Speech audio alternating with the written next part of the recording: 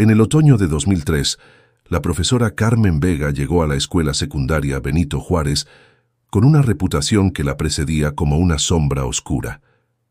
La bruja, la llamaban los estudiantes en susurros, la que nunca sonríe, la profesora más cruel de toda la ciudad. Tenía 42 años, una mirada penetrante que atravesaba el alma y una regla de hierro que aplicaba sin excepciones. En su clase de matemáticas no había lugar para la mediocridad, no había excusas, no había segundas oportunidades fáciles. O aprendías o reprobabas. Así de simple, sus métodos eran legendarios por todas las razones equivocadas. Te hacía quedarte después de clase si no entendías un problema. Te obligaba a resolver ecuaciones en el pizarrón frente a todos, incluso si temblabas de nervios. Si llegabas tarde, cerraba la puerta y perdías la clase completa. Si no traías tu tarea, llamaba a tus padres en ese mismo momento, sin importarle tus lágrimas o tus explicaciones. Los estudiantes la odiaban con una intensidad que solo los adolescentes pueden sentir. Organizaban peticiones para que la despidieran. Se quejaban con el director, lloraban en los pasillos después de sus clases. ¿Por qué tiene que ser tan malvada?, preguntaban entre sollozos. ¿Por qué no puede ser como los otros maestros que entienden? Pero la profesora Vega nunca cambió, nunca suavizó sus métodos, nunca mostró misericordia.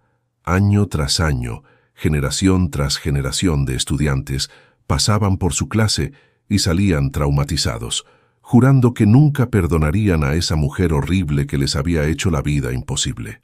20 años después, en el invierno de 2023, un grupo de exalumnos decidió organizar una reunión. Ahora adultos, exitosos en sus carreras, padres de familia, pensaron que sería divertido reencontrarse y recordar los viejos tiempos, y por supuesto, hablar sobre la bruja Vega. Lo que ninguno de ellos esperaba era recibir una carta del Hospital General de la ciudad. Una carta que decía: la profesora Carmen Vega está en fase terminal, tiene pocas semanas de vida, y hay algo que pidió que ustedes supieran antes de morir. Lo que descubrieron cuando llegaron a ese hospital no solo cambió su perspectiva sobre aquella maestra dura y fría, cambió completamente la forma en que veían sus propias vidas. Porque resulta que la profesora Vega nunca fue cruel. Era todo lo contrario. Para entender la historia de Carmen Vega, hay que retroceder hasta 1998, 5 años antes de que llegara a la escuela Benito Juárez. Carmen era profesora en una escuela privada del norte de la ciudad. Ganaba bien. Tenía estudiantes privilegiados y motivados. Su vida era cómoda, predecible, segura. Estaba casada con Roberto, un ingeniero cariñoso, y acababan de comprar una casa pequeña pero acogedora en un barrio tranquilo. A sus 37 años, todo parecía estar en su lugar, pero el 15 de marzo de 1998, todo cambió. Esa tarde, Carmen recibió una llamada del hospital. Roberto había tenido un accidente automovilístico, grave, muy grave. Cuando llegó corriendo a urgencias, los médicos le dieron la noticia con esa mezcla de profesionalismo y compasión que solo puede significar algo terrible. Roberto sobreviviría, pero había sufrido daño cerebral severo. Necesitaría cuidados las 24 horas del día, por el resto de su vida. Los siguientes meses fueron un torbellino de gastos médicos, terapias, equipos especiales, adaptaciones en la casa. Su seguro cubría una parte, pero no todo, ni siquiera cerca de todo. Carmen vendió el coche, luego vendió joyas, después comenzó a vender muebles, pero no era suficiente. Necesitaba más dinero, mucho más dinero. Las escuelas privadas pagaban bien, pero no lo suficiente para mantener los cuidados que Roberto necesitaba. Las escuelas públicas, sin embargo, ofrecían algo diferente: turnos dobles, horarios extendidos. Y en el caso de la escuela Benito Juárez, que estaba en uno de los barrios más difíciles de la ciudad, ofrecían un bono especial para profesores dispuestos a trabajar en zona de riesgo. Así que Carmen renunció a su cómoda posición y aceptó el puesto que nadie más quería.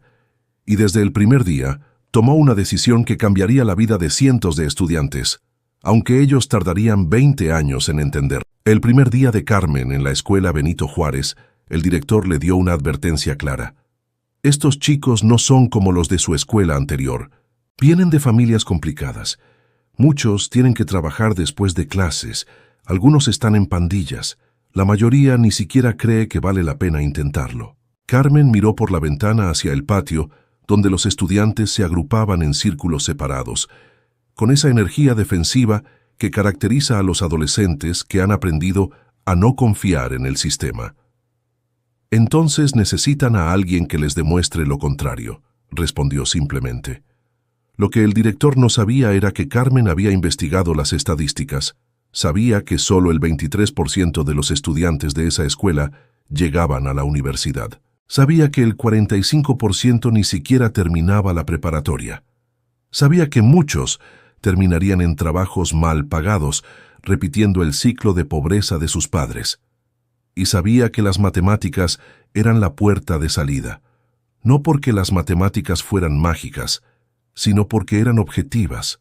No importaba de qué barrio vinieras, qué color de piel tuvieras, cuánto dinero tuvieran tus padres. En matemáticas, o sabías o no sabías. Y si sabías, podías tomar el examen de admisión universitario.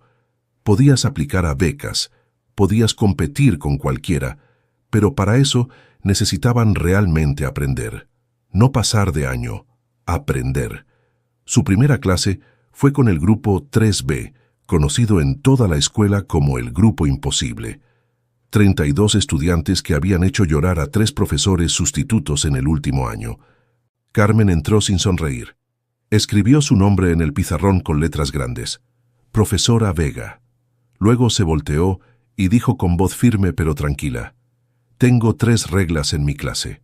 Primera, llegarán a tiempo o no entrarán. Segunda, harán toda su tarea, toda, cada día sin excusas. Tercera, cuando estén en esta aula, darán su máximo esfuerzo, no el mínimo para pasar. Un chico en la última fila, Miguel, soltó una risa burlona. ¿Y qué pasa si no? ¿Nos va a castigar? Carmen lo miró directamente a los ojos. No voy a castigarlos, voy a dejarlos fallar. Y cuando estén trabajando en un empleo que odian por el resto de su vida, recordarán este momento y sabrán que fue su elección. El silencio en el aula fue absoluto. Pero, continuó Carmen, si deciden intentarlo, si deciden realmente esforzarse, les prometo algo. No voy a dejar que ninguno de ustedes falle, aunque tenga que quedarme aquí hasta las 10 de la noche, explicándoles el mismo problema 50 veces. Aunque tenga que llamar a sus casas cada día, aunque tenga que empujarlos, molestarlos y hacer que me odien, no voy a dejar que ninguno de ustedes se rinda. Los primeros meses fueron brutales. Carmen cumplió cada amenaza. Cerró la puerta en la cara de estudiantes que llegaban 2 minutos tarde. Los hizo quedarse después de clases, hasta resolver problemas correctamente. Llamó a padres a las 7 de la mañana, preguntando por qué su hijo no había hecho la tarea. Rechazó trabajos mal hechos y los hizo repetir. Las quejas comenzaron inmediatamente. Los estudiantes lloraban. Los padres se quejaban con el director. Una petición circuló pidiendo su despido, juntando 127 firmas. Pero Carmen no cambió. Cada tarde, después de que terminaban las clases regulares, se quedaba en su aula con la puerta abierta. Horas de ayuda, las llamaba. De 3:00 p.m. a 7:00 p.m., cualquier estudiante podía venir a repasar, hacer preguntas, pedir ayuda extra. Al principio, nadie iba. Era la bruja. ¿Por qué alguien querría pasar más tiempo con ella voluntariamente? Pero luego Ana, una chica tímida del grupo 2A que estaba a punto de reprobar, se arriesgó. Tocó la puerta del aula después de clases, temblando. «Profesora, no entiendo las ecuaciones cuadráticas. He intentado, pero no puedo». Carmen la invitó a sentarse, y durante las siguientes 2 horas, con una paciencia infinita que ningún estudiante había visto durante las clases regulares, le explicó el concepto de 10 maneras diferentes hasta que Ana finalmente lo entendió. Cuando la chica resolvió su primer problema correctamente, Carmen hizo algo que nadie esperaba. Sonrió. Una sonrisa pequeña pero genuina. «Fes», dijo suavemente, No eres tonta, solo necesitabas intentarlo de verdad. Ana salió de ese aula transformada y le contó a su amiga Sofía, quien le contó a su primo Marco, quien le contó a Miguel, el chico burlón de la última fila. Lentamente, uno por uno, los estudiantes comenzaron a aparecer en las horas de ayuda y descubrieron algo sorprendente. La profesora Vega, que era dura e implacable durante las clases, se transformaba después del horario escolar. Tenía paciencia ilimitada. Repetía explicaciones sin frustrarse. Traía bocadillos para los chicos que venían directo del trabajo sin comer. Los escuchaba cuando hablaban de sus problemas familiares, pero durante las clases regulares mantenía la fachada de dureza absoluta, porque había aprendido algo que los estudiantes aún no entendían. Si les daba 1 milímetro de flexibilidad durante las clases, perderían el respeto por los estándares, y sin estándares altos, nunca alcanzarían su potencial. Al final del primer año, algo extraordinario sucedió. El 78% de sus estudiantes pasaron el examen estatal de matemáticas, en una escuela donde el promedio histórico era del 34%. El director estaba asombrado. Los otros profesores estaban confundidos. Los padres estaban... aún muchos estaban molestos por los métodos, pero los números no mentían. Y Carmen no se detuvo. Lo que ningún estudiante sabía era qué pasaba cuando Carmen salía de la escuela cada noche. A las 7:30 p.m., después de sus horas de ayuda, conducía directamente al hospital donde Roberto pasaba sus días en un estado semiconsciente. Lo visitaba cada noche sin falta, aunque él rara vez la reconocía. Le hablaba sobre su día, sobre los estudiantes, sobre pequeños triunfos y grandes frustraciones. Hoy Miguel finalmente entendió las funciones logarítmicas. Le susurraba mientras le sostenía la mano. Deberías haber visto su cara cuando se dio cuenta de que podía hacerlo. Ese chico es brillante, Roberto. Solo necesitaba que alguien creyera en él. Roberto a veces parpadeaba, a veces apretaba su mano débilmente. Carmen elegía creer que la escuchaba. Llegaba a su casa alrededor de las 9:00 p.m. Comía algo rápido frente a la televisión, generalmente de pie en la cocina. Luego se sentaba a revisar tareas hasta medianoche o más tarde. Cada tarea, cada ejercicio, con comentarios detallados en tinta roja. No solo marcas o calificaciones, comentarios reales. Aquí cometiste este error. Intenta este método. Vas por buen camino, sigue así. Los fines de semana eran para visitas al hospital más largas y para preparar lecciones de la siguiente semana. No había descanso, no había vacaciones, no había vida social. Sus antiguas amigas dejaron de invitarla a salir porque siempre decía que no. Su hermana se preocupaba por su salud, viéndola cada vez más delgada, con ojeras profundas, con un cansancio que parecía grabado en los huesos. «Carmen, te estás matando», le dijo su hermana Laura una tarde de domingo en el hospital. «Roberto no mejoraría aunque dejaras de trabajar tanto. ¿Por qué no aceptas un trabajo más tranquilo? Algo que te deje tiempo para vivir». Carmen miró a su hermana con ojos cansados pero firmes. «Estos niños no tienen a nadie más, Laura. Sus otros profesores son buenos, pero están agotados. Tienen 30 estudiantes por clase, no tienen tiempo para dar atención individual. Yo tengo tiempo. Tengo la habilidad. Y tengo una razón para levantarme cada mañana». Hizo una pausa, tocando la mano inerte de Roberto. Roberto era profesor de vocación. Amaba enseñar más que nada. Si pudiera hablar, me diría que siguiera, que no desperdiciara la oportunidad de cambiar vidas solo porque es difícil. Lo que Carmen no le dijo a su hermana era cuántas veces había llorado en el coche camino al hospital. Cuántas noches había considerado renunciar. Cuántas veces su cuerpo le gritaba que parara, que no podía más. Pero entonces pensaba en Miguel, quien le había confesado que era el primero de su familia que podría ir a la universidad. En Ana, quien había dejado de cortarse los brazos después de encontrar confianza en las matemáticas. En Sofía, quien había escapado de un novio abusivo después de darse cuenta, en clase de álgebra, que si podía resolver problemas complejos, también podía resolver su vida. Cada estudiante era una razón para seguir. Los años pasaban. La escuela Benito Juárez comenzó a tener una reputación diferente. Es dura, pero funciona, decían los padres. Los resultados del examen estatal seguían mejorando. Otros distritos llamaban preguntando sobre los métodos Vega. Pero Carmen rechazaba todas las ofertas de dar charlas, escribir libros o cambiar de escuela. Mi lugar es aquí, decía simplemente. En 2008, Roberto murió.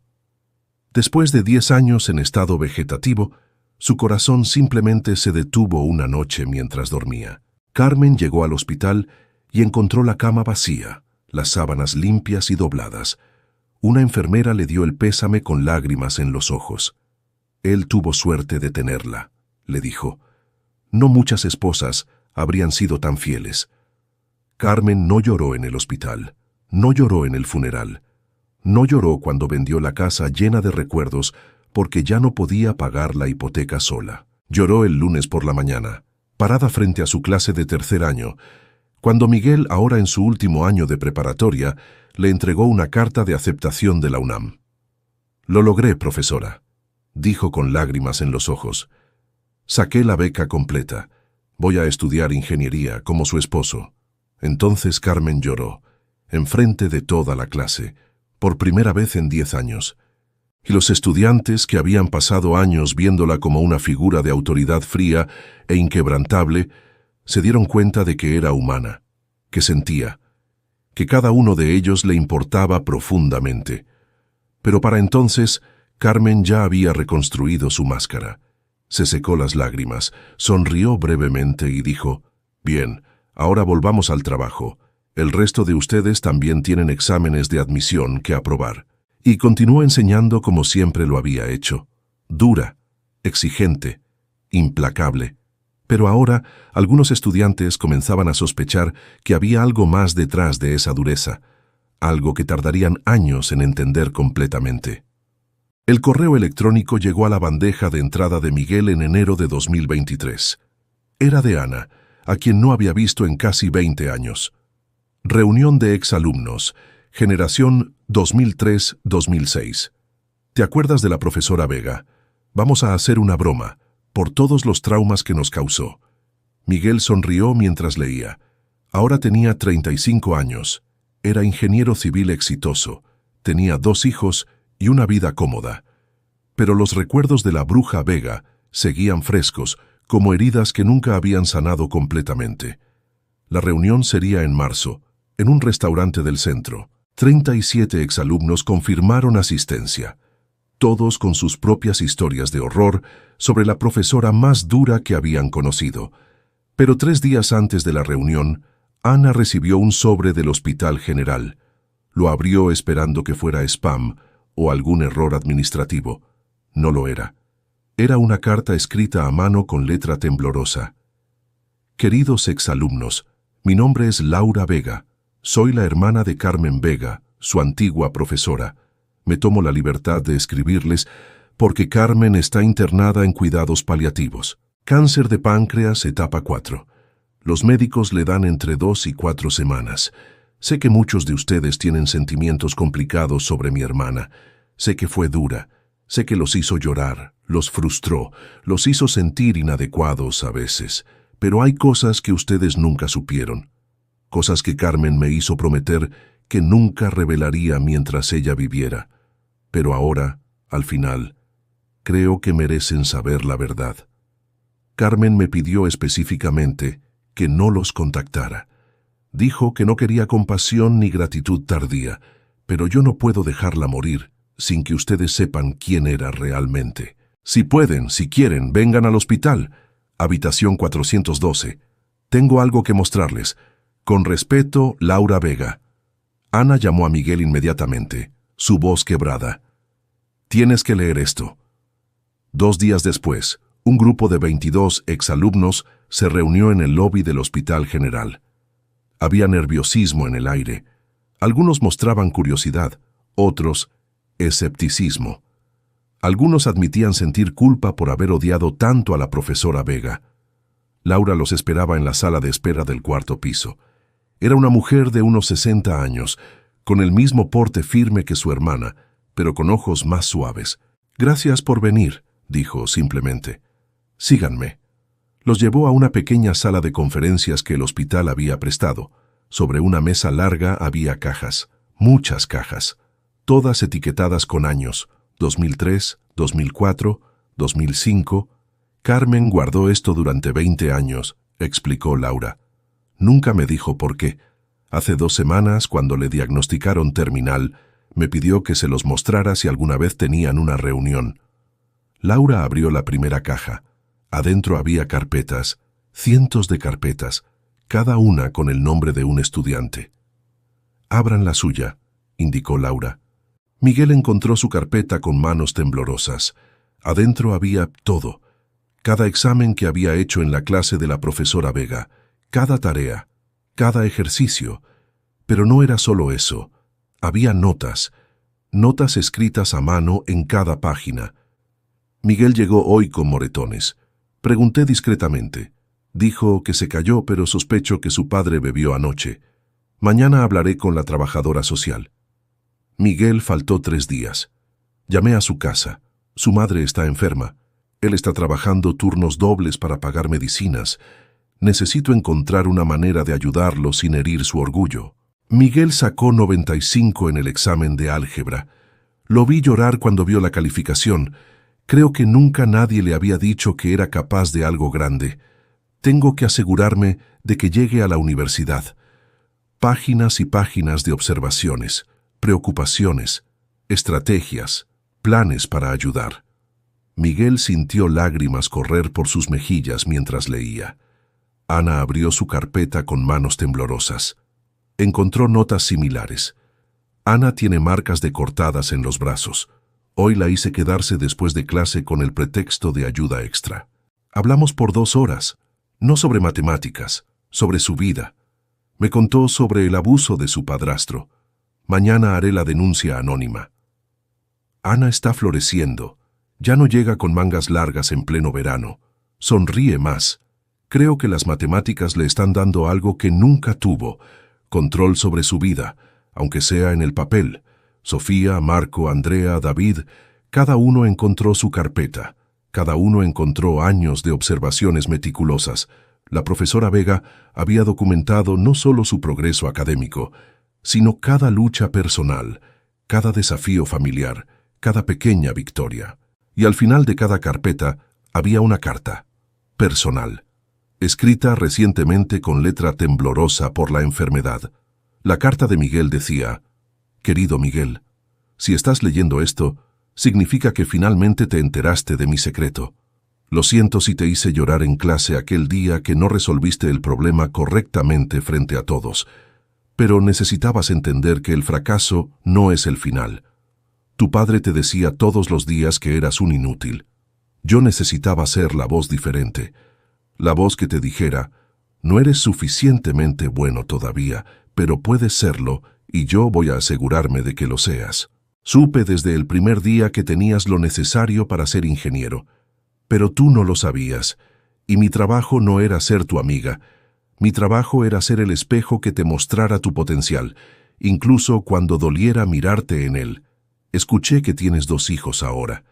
Espero que seas con ellos el padre que tú nunca tuviste, y espero que a veces, cuando la vida se ponga difícil, recuerdes que una vez una maestra creyó en ti incluso cuando tú no creías en ti mismo.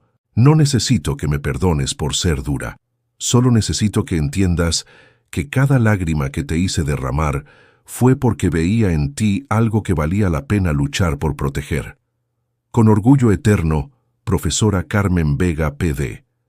Espero que uses tus conocimientos de ingeniería para construir cosas que ayuden a otros, especialmente a niños como tú fuiste. La sala estaba en silencio absoluto, excepto por el sonido de 22 adultos llorando. Laura esperó a que procesaran antes de hablar. Carmen trabajó en esa escuela durante 20 años. Nunca tuvo hijos propios. Ustedes fueron sus hijos, cada uno de ustedes. Hizo una pausa, secándose sus propias lágrimas. ¿Quieren saber por qué era tan dura? Porque venían de un barrio donde la vida era dura, y ella sabía que si no los preparaba para esa dureza, el mundo los rompería. Así que decidió ser ella quien los templara, como el acero en el fuego, para que cuando salieran al mundo fueran inquebrantables. ¿Quieren saber por qué se quedaba hasta las 7 cada noche dando ayuda extra? Porque trabajaba 2 turnos para pagar los cuidados de su esposo, pero nunca les dijo, porque no quería su compasión, quería su esfuerzo. ¿Quieren saber por qué nunca sonreía? Porque si les mostraba afecto durante clase, ustedes habrían confundido amabilidad con bajos estándares, y los bajos estándares los habrían condenado a una vida mediocre. Laura sacó una última carpeta. Esta no tenía nombre de estudiante, tenía escrito estadísticas. Adentro había recortes de periódicos, cartas de universidades, fotografías. De los 847 estudiantes que pasaron por las clases de Carmen en 20 años, 612 fueron a la universidad. En una escuela donde el promedio era del 23%, ella logró un 72%. 47 se convirtieron en ingenieros, 38 en médicos o enfermeros, 52 en maestros, 19 en abogados, el resto en contadores, programadores, administradores, técnicos especializados. Más importante, 0 terminaron en prisión. En un barrio donde el 18% de jóvenes terminan con antecedentes penales antes de los 25 años, ninguno de los estudiantes de Carmen cayó en esa estadística. Y nunca, jamás, se tomó crédito público por esto. Laura cerró la carpeta y miró al grupo. Mi hermana está en la habitación 412. Está consciente pero débil. Si quieren verla, tienen 20 minutos. Después necesita descansar. Nadie se movió por un momento. Luego Miguel se puso de pie. Vamos. Los 22 caminaron en silencio por el pasillo hasta la habitación 412. La profesora Carmen Vega estaba tan delgada que parecía que las sábanas blancas del hospital la habían tragado. Tenía 62 años, pero parecía de 80. El cáncer había tomado todo de ella excepto sus ojos. Esos ojos penetrantes que habían atravesado a generaciones de estudiantes seguían ahí, todavía agudos, todavía vivos. Cuando vio al grupo entrar, intentó sonreír, pero se convirtió en una mueca de dolor. «Ay, no», susurró con voz ronca. «Laura, te dije que no». «Lo sé», interrumpió su hermana gentilmente, «pero ellos merecían saber, y tú mereces escuchar lo que tienen que decir». Miguel fue el primero en acercarse a la cama. Las palabras que había preparado se evaporaron. Solo pudo decir, «Profesora», y comenzó a llorar. Carmen levantó su mano temblorosa y la puso sobre la de Miguel. «Mírate», susurró. «Un ingeniero. Lo sabía. Siempre lo supe». Usted nos salvó», logró decir Miguel entre sollozos. «A todos nosotros. Y nosotros la odiamos. Durante años la odiamos». «Lo sé», respondió Carmen con una pequeña sonrisa. «Era parte del plan». Ana se acercó sosteniéndose en el hombro de Miguel. «Profesora, yo iba a suicidarme. A los 15 años. Lo había planeado todo. Y entonces usted me hizo quedarme después de clase aquel día». Carmen asintió. «Lo sé, Ana. Vi las marcas. Vi la desesperanza en tus ojos. ¿Por qué no me dijo que lo sabía? ¿Por qué no me dijo que se preocupaba?» «Porque necesitabas descubrirlo por ti misma», respondió Carmen, cada palabra costándole esfuerzo. «Si te hubiera tratado con lástima, te habrías visto a ti misma como víctima. Necesitabas verte como sobreviviente, como guerrera». Sofía se adelantó con su propia carpeta en manos. «Leí todo lo que escribió sobre mí, cada observación, cada preocupación. Usted sabía más sobre mi vida que mi propia madre». «Tu madre trabajaba 3 empleos», dijo Carmen suavemente. «No podía estar ahí, pero yo sí. Aunque fuera solo unas horas cada día, yo estaba ahí». Uno por uno, los exalumnos se acercaron. Algunos lloraban, algunos simplemente sostenían su mano. Todos intentaban expresar 20 años de malentendidos, gratitud tardía, perdón que ella nunca había pedido. Marco, ahora profesor de matemáticas él mismo, se arrodilló junto a la cama. «Profesora, me hice maestro por usted. Intento enseñar como usted lo hizo, pero no puedo. No puedo ser tan duro». Carmen lo miró con esos ojos penetrantes. No debe serlo. Cada generación necesita algo diferente. Ustedes necesitaban dureza porque el mundo estaba a punto de quebrarlos. Tus estudiantes tal vez necesiten otra cosa. Suavidad, comprensión, flexibilidad. Enséñales lo que necesitan, no lo que yo les enseñé a ustedes. Pero los principios, continuó con voz cada vez más débil, esos no cambian. Altas expectativas, creer en su potencial, no aceptar mediocridad, estar dispuesto a quedarte las horas extra. Esos principios son eternos. La enfermera entró discretamente. Lo siento, pero la profesora necesita descansar, está muy débil. Pero Carmen negó con la cabeza débilmente. No, todavía no. Hay algo más que necesito decir. Con esfuerzo, se incorporó ligeramente. Laura corrió a acomodarle las almohadas. Escúchenme bien, dijo Carmen, su voz ganando una fracción de la fuerza que solía tener. No quiero que salgan de aquí sintiéndose culpables por haberme odiado. Ese era exactamente el punto. Miró a cada uno de ellos directamente a los ojos. Yo no necesitaba su amor. Necesitaba su esfuerzo. No necesitaba ser su amiga. Necesitaba ser su maestra. Y ser una buena maestra a veces significa ser la villana de la historia, hasta que la historia termina y entienden por qué. Hizo una pausa para tomar aliento, su pecho subiendo y bajando con dificultad. Cada uno de ustedes vino de lugares donde les dijeron que no eran suficientes. Sus padres, sus circunstancias, el sistema, todos les dijeron que su destino era repetir el ciclo. Trabajos mal pagados, pocas opciones, vidas pequeñas. Yo no podía cambiar sus casas, no podía cambiar su barrio, pero podía cambiar lo que creían sobre sí mismos.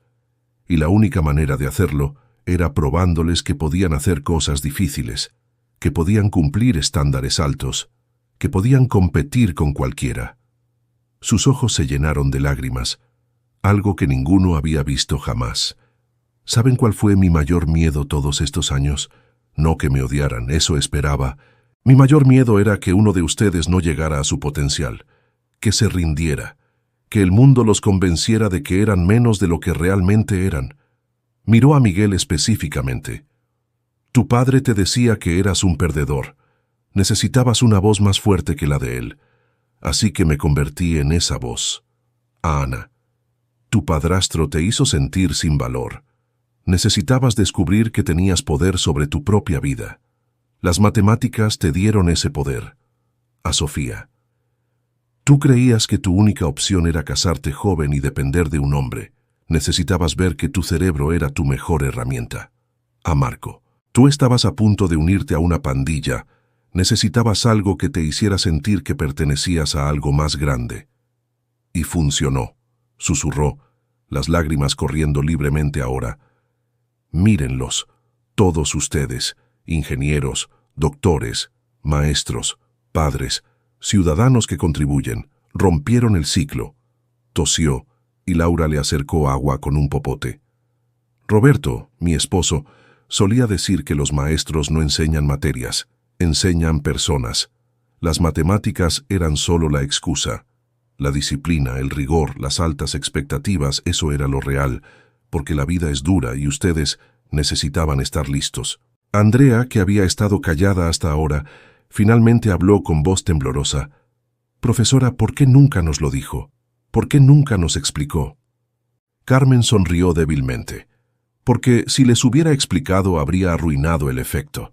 Si les hubiera dicho, soy dura porque los amo y quiero que tengan éxito, habrían pensado que era manipulación. Tenían que descubrirlo ustedes mismos. Tenían que llegar al otro lado y mirar hacia atrás para entenderlo. Además, añadió con un destello de su antiguo fuego en los ojos, adolescentes. Si les dices que algo es por su bien, inmediatamente hacen lo contrario. Pero si creen que estás siendo injusta, trabajan el doble para probarte que estás equivocada. Algunos rieron entre lágrimas. La enfermera volvió a entrar, esta vez más insistente. Profesora Vega, de verdad necesita descansar. Carmen asintió con cansancio. La breve explosión de energía la había agotado completamente. Una última cosa, susurró. Laura, trae la última caja. Laura salió y regresó con una caja pequeña. Adentro había 22 sobres, cada uno con un nombre. Cartas de recomendación, explicó Carmen débilmente. Las escribí la semana pasada, antes de que me pusiera muy mal. Para sus hijos, cuando estén listos para la universidad. Sé que yo no estaré aquí, pero estas cartas les contarán a las universidades sobre el linaje del que vienen, sobre padres que superaron obstáculos imposibles, que valdrá la pena darles una oportunidad. El llanto en la habitación era inconsolable ahora. No lloren, ordenó Carmen con un último destello de su autoridad de maestra. Esto no es un final triste. Tuve una vida con propósito, amé profundamente, marqué diferencia. ¿Cuánta gente puede decir eso? Miró alrededor de la habitación, llena de sus exalumnos.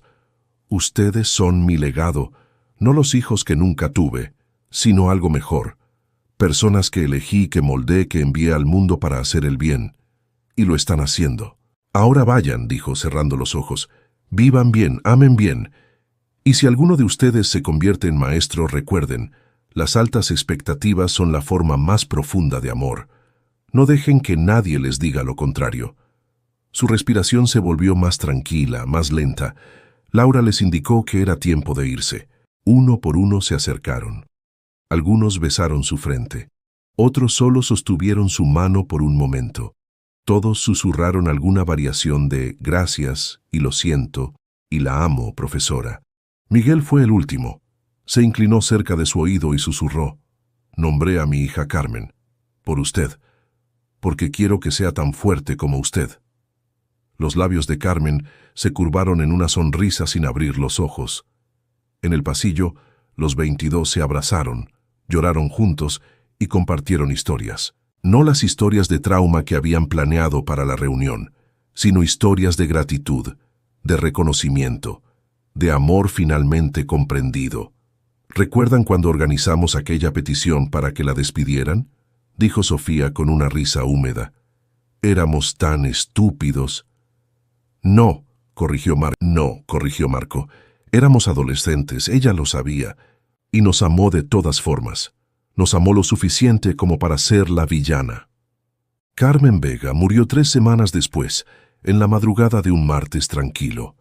Laura estaba a su lado, sosteniendo su mano. Las últimas palabras de Carmen fueron, ¿crees que lo hice bien? Lo hiciste perfecto, respondió Laura a través de lágrimas. Cambiaste el mundo una vida a la vez. El funeral fue un martes por la tarde. Laura esperaba tal vez 50 personas. Apareció más de 300. Exalumnos de 20 años de enseñanza vinieron de todo el país. Algunos volaron desde otros estados. Ingenieros con trajes caros, doctores con sus batas blancas sobre la ropa de luto, maestros que habían pedido el día libre, padres de familia que trajeron a sus propios hijos. Miguel organizó el servicio. Cada exalumno que quiso tuvo oportunidad de hablar. Ana, ahora psicóloga especializada en trauma infantil, habló entre lágrimas. La profesora Vega me salvó la vida, literalmente, y luego me enseñó que una vida salvada debe ser una vida vivida con propósito. Ahora salvo vidas, yo también.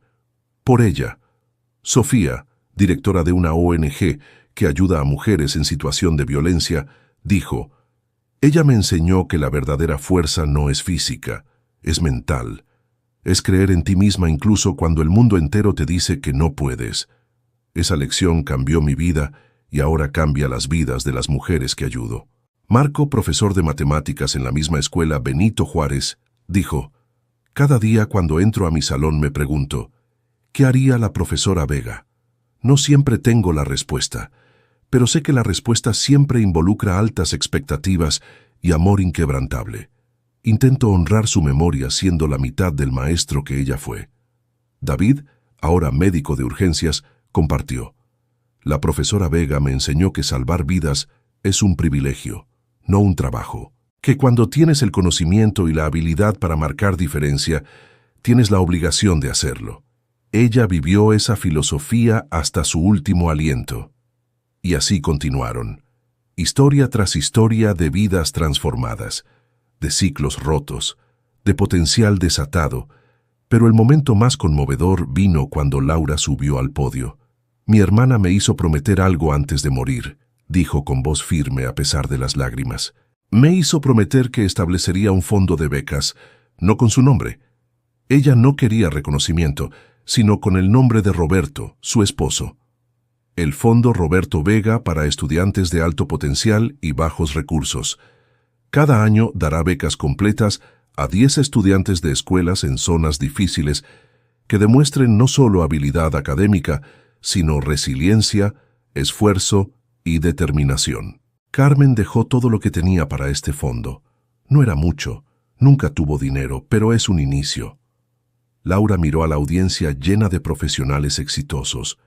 Y tengo la esperanza de que algunos de ustedes, los que ella ayudó a llegar donde están, consideren contribuir, para que su legado continúe, para que más niños tengan la oportunidad que ustedes tuvieron.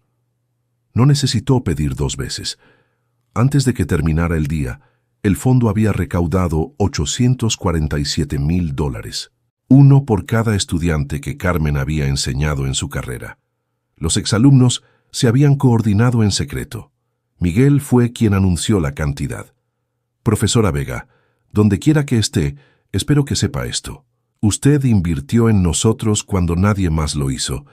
Ahora nosotros invertimos en la siguiente generación. Su legado no termina hoy, apenas comienza. 6 meses después, en la escuela Benito Juárez, se inauguró un nuevo espacio. No era una placa, no era una estatua, era algo más práctico, más útil. El Centro de Tutoría Carmen Vega, un aula grande equipada con computadoras, libros, materiales de estudio, abierto de 3:00 p.m. a 7:00 p.m. todos los días, exactamente el horario que Carmen solía dar sus horas de ayuda. Marco era el coordinador, pero no estaba solo. Turnos rotativos de exalumnos de Carmen venían voluntariamente para ayudar. Ingenieros explicando álgebra, doctores ayudando con biología, abogados asistiendo con escritura. En la pared, una foto grande de la profesora Vega, no sonriendo. Eso habría sido falso, sino con esa mirada penetrante que todos recordaban, la mirada que decía: sé que puedes hacerlo mejor. No te conformes, intenta otra vez. Debajo de la foto, una placa con sus propias palabras, tomadas de una de las cartas que había escrito: las altas expectativas no son crueldad, son la forma más profunda de amor. Porque creer en el potencial de alguien, incluso cuando ellos no creen en sí mismos, es el regalo más grande que puedes dar.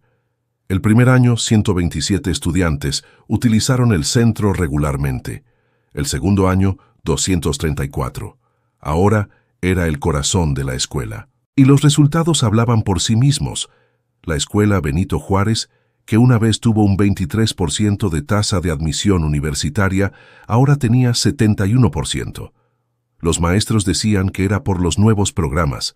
Los administradores decían que era por mejor financiamiento. Pero los estudiantes sabían la verdad.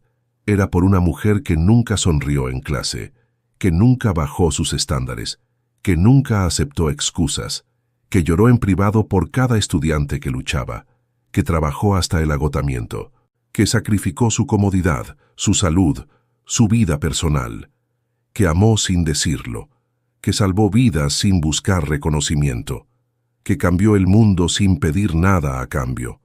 Una mujer que todos odiaron, hasta que finalmente entendieron. Hay una verdad sobre la educación que rara vez se dice en voz alta. Los mejores maestros no son siempre los más queridos. A veces son los más temidos, los más estrictos, los que hacen llorar. Porque el verdadero amor no siempre se siente como amor en el momento.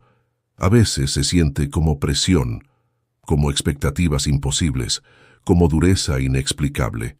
Pero años después, cuando miras atrás desde la cima de tu éxito, cuando tienes la perspectiva que solo el tiempo puede dar, lo entiendes. No era crueldad, era inversión. No era castigo, era preparación. La profesora Carmen Vega entendió algo fundamental, que a veces necesitas ser la villana en la historia de alguien para que ellos puedan ser el héroe en la suya propia. Hoy, 20 años después de su muerte, El Fondo Roberto Vega ha enviado a 437 estudiantes a la universidad. El Centro de Tutoría Carmen Vega atiende a más de 500 estudiantes cada año. Y 3 exalumnos han regresado como maestros a la Escuela Benito Juárez, llevando su filosofía a una nueva generación. Miguel nombró a su hija Carmen. Ana escribió un libro sobre trauma infantil dedicado a su memoria. Marco da una conferencia anual llamada Las altas expectativas como acto de amor. Sofía estableció un programa de mentoría para niñas llamado Proyecto Vega. Y cada uno de ellos, cuando disciplina a sus propios hijos, cuando establece límites, cuando no cede ante las lágrimas, piensa en ella, en la mujer que amó lo suficiente como para ser odiada, que se sacrificó en silencio, que cambió el curso de cientos de vidas sin buscar aplausos. Porque al final el amor verdadero no es suave ni cómodo. El amor verdadero es firme, es exigente, es creer en alguien incluso cuando es más fácil rendirse. A veces, el mayor amor se disfraza de la mayor dureza. Y a veces tardamos 20 años en ver la diferencia, pero cuando finalmente lo vemos, cambia todo. Dedicatoria. Para todos los maestros que fueron duros, exigentes, que nos hicieron llorar y trabajar más de lo que creíamos posible, que nunca nos dieron el camino fácil, porque sabían que el camino fácil no nos llevaría a ningún lado. Tardamos años en entenderlo, pero finalmente lo hicimos. Gracias.